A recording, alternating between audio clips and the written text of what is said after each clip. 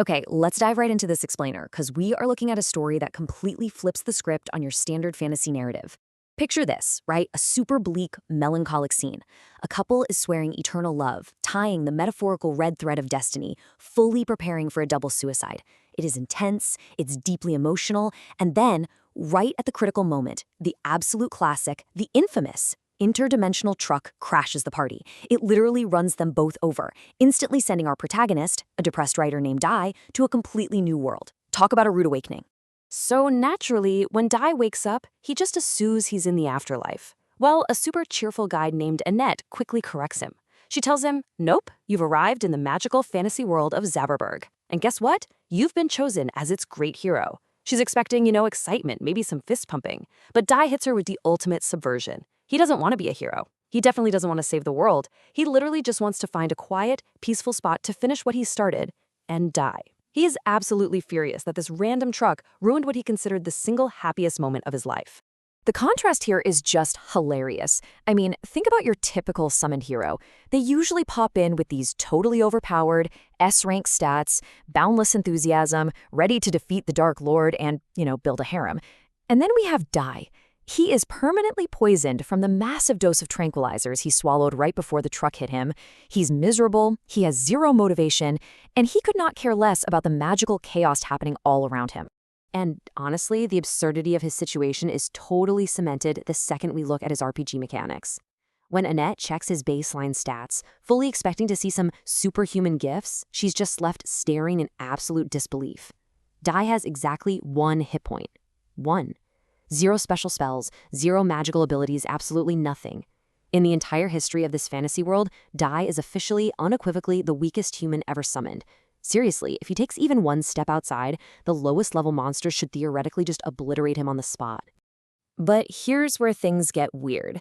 Despite his incredible weakness and, frankly, his terrible attitude, Dai somehow starts gathering a party.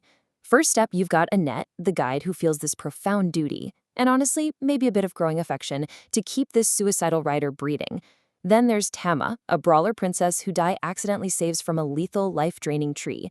And later on, they're joined by Nur, this young, kind of cowardly warrior desperately trying to live up to his father's legacy. It is easily the most dysfunctional group you can imagine, and they're all rallying around a guy who literally lugs his own coffin around to use as a bed. I'm not making that up. Now, you're probably wondering, how on earth did Dai save Tama from a lethal monster tree with only 1 HP? Well, this is where the combat mechanics get really ironic. See, the tree tried to forcefully absorb Dai's life force. But remember those tranquilizers? Because his body is permanently coursing with a lethal cocktail of drugs and poison, the tree basically just sucked up highly toxic blood. Dai passively dealt a massive 300 points of poison damage to the thing, causing it to literally explode. It's crazy. His absolute greatest weakness, being permanently poisoned, is actually his ultimate weapon, even if it is completely accidental. But hold on, because here is the major plot twist of this world. Zauberberg, it was actually already saved a few weeks prior by a group of other world heroes who successfully beat the Dark Lord. But there's a catch.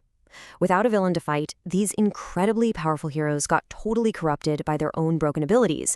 They declared themselves the new rulers, completely transforming from the 7 archangels into the 7 fallen angels.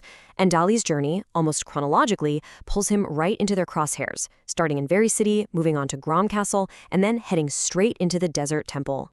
So kicking off this chronological journey, we land in Vari City. This is where the party runs into Sasuk. Now, back in his original world, Sasuk was a total coward. He was bullied relentlessly. But when he got summoned to Zaberberg and was handed this totally broken ability, Pet Magic, that lets him literally enslave anyone just by caressing their head, he decided, you know what? I'm going to be the villain. He just wanted to make everyone else feel as despised and helpless as he used to. He takes over the city, sets the whole place ablaze, and even manages to temporarily enslave Annette. Dai's strategy for dealing with Sasuk is, frankly, completely unhinged. Knowing Sasuk commands this giant, terrifying wolf, Dai just casually chugs a bottle of poison right in front of him. He calmly lets the beast bite him, knowing his toxic blood will instantly drop the creature. And what's Dai doing while this is happening? He's just sitting there, calmly writing Sasuk's tragic story into his notebook. He calls Sasuk a victim of his own greed, just a miserable guy who got way more power than he deserved and ended up completely failing at being both a hero and a villain. And this brilliantly illustrates Dai's true hidden power. He doesn't just jot down little stories. He possesses this incredibly unique narrator skill. The mechanics of it are fascinating, working in 3 specific steps. First, he has to deeply understand and physically write out the otherworlder's tragedy. Second, once he finishes the story, this massive burst of energy completely strips the target of their broken abilities. And third, it opens up a dimensional portal and banishes them straight back to their original world so they can just go back to their normal, unpowered lives. It's a real game changer. Next up, the party faces a massive threat over at Grom Castle, which happens to be Thomas' home. But, big surprise, it's been hijacked by another fallen hero, Kaibara the Glutton. In his past life, Kaibara technically had everything, but he felt completely hollow inside. The only time he ever felt alive was when he was actively hurting people. And in Zaberberg, his twisted ability lets him literally devour humans to permanently steal their RPG stats and martial arts skills. He is an absolute apex predator, and he's already managed to defeat Tama's father, the king. This whole confrontation really acts as a crucible for Tama's psychological development. Dai figures out pretty quickly that Tama is totally paralyzed by crushing expectations.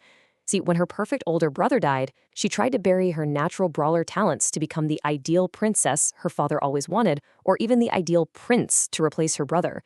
Dai, using that sharp writer's intuition, just starts narrating her story out loud right there on the battlefield. He essentially tells her, look, you don't need to be either of those things. You just need to be you. And that hits the nail on the head. By finally accepting her true self, Tama awakens her latent power, the divine beast emblem. She starts emitting this massive, blinding golden aura, drops her father's stolen techniques, and uses her own pure martial arts to punch a literal hole right through Kaibara. But actually, scratch that, the glutton somehow survives and starts mutating, revealing he had eaten a piece of the old Dark Lord. But before he can even think about counterattacking, boom, he gets completely obliterated by a massive laser beam out of nowhere. It's fired by Werdelia, the daughter of the former Dark Lord, who just drops in to finish the job.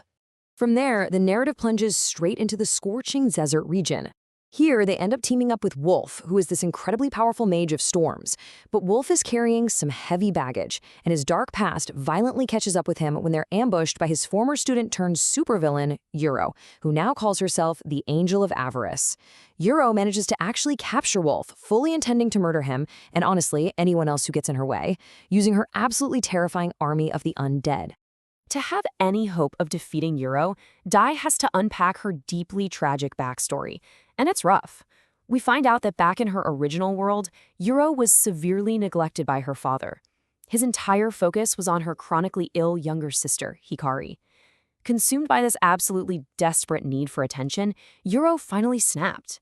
When they arrived in Zaberberg, Euro used her powers to forcefully absorb her own sister's youth and vitality, leaving Hikari trapped in the body of an elderly woman, while Euro just thrived on his power she felt the universe owed her. But here's the amazing part. Instead of judging her, Dai shows this profound level of empathy. He literally just walks straight through her magical barrage, looks at her and says, "You just wanted attention. There isn't a single person in the world who doesn't desire that." He recognizes that her actions aren't born out of some pure mustache-twirling evil, but from a completely broken inability to express her own pain. Using his narrator ability, he beautifully rewrites their shattered relationship, reconciles the two sisters, restores Hikari's youth, and peacefully sends the both of them back to their world for a fresh start. Okay, at this point, the cinematic tension is just off the charts. Word of Day's crazy ability to banish these fallen heroes has reached the Pope, who basically starts heralding Dai as the literal messiah of Zaberberg. Meanwhile, the remaining fallen angels are circling the wagons. They're being commanded by this dark, mysterious presence pulling all the strings from the former Dark Lord's castle. And the big question hanging over the entire realm is, who exactly is the Queen of the Fallen Angels? Now, what's really interesting about this ultimate reveal is we get the craziest plot twist. Dai finally comes face to face with the woman he's been desperately searching for this entire time. Saken. His lover. The exact same woman he attempted the double suicide with at the very beginning of our story. But she is definitely not some helpless victim waiting to be rescued. No way. Saken is the queen of the fallen angels. She is the one leading all these corrupted heroes and actively plunging the entire world into absolute chaos. When Dai sees her, he is overjoyed. He instantly asks to fulfill their pact, to finally die together just like they planned. But Saken delivers this shocking, gut-wrenching rejection. She just looks at him totally cold and says, "I found something better than death." She even points out that Dai actually has a tiny spark of life in his eyes now. Then she just turns her back and walks away. She leaves Daya completely shattered. The guy who wanted absolutely nothing more than to die with her is left standing there, alive, utterly heartbroken and rejected by this single reason he kept moving forward. Refusing to accept this, Dai just recklessly wanders straight into the forbidden land of Hin, coming face to face with the trials of the Fairy Queen. And, incredibly true to his nature, he passes these intense trials of strength and intellect through sheer absurd luck and total apathy. He literally does not care. The Fairy Queen looks at this broken, depressed writer and realizes he might actually be the only person capable of fixing the massive mess Zauberberg is in. So she grants him her divine blessing. It's a protection specifically meant to ensure a journey continues. It is incredibly ironic, granting a deeply suicidal man divine protection just so he can survive long enough to chase after Sakin. And that brings us to the end of this explainer, leaving us hanging on a massive, dramatic cliffhanger. For the first time ever, Dai is actually motivated to walk on his own 2 feet. He's no longer just looking for a quiet ditch to die in, he is actively pursuing Sakin. But you really have to wonder, what happens when the 1 HP writer finally catches up to the Queen of the Fallen Angels? Will Dai use his narrator ability to save the world, or is he going to write a story where they just destroy the whole thing together? It's such a brilliant subversion of the genre, and I highly, highly recommend diving into the source material to see exactly how this incredible story unfolds.